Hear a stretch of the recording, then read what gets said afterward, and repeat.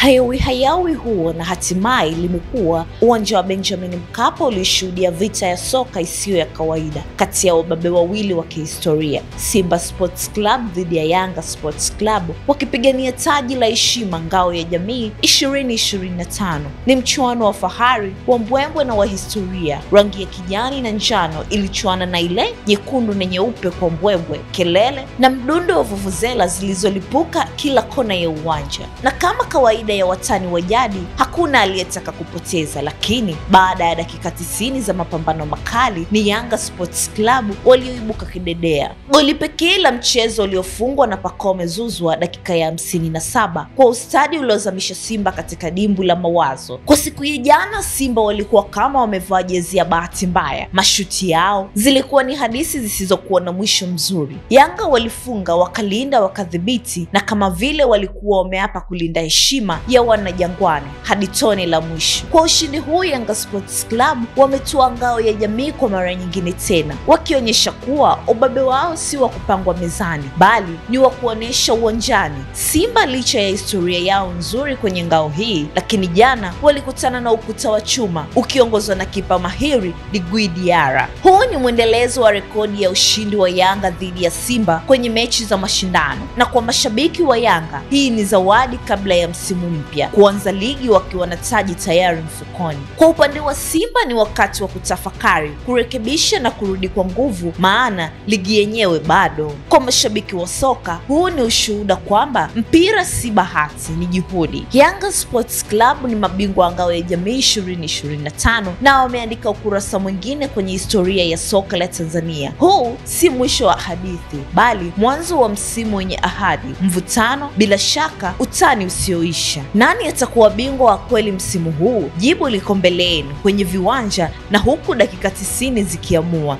na mioyo ya mashabiki, mpira uendelee.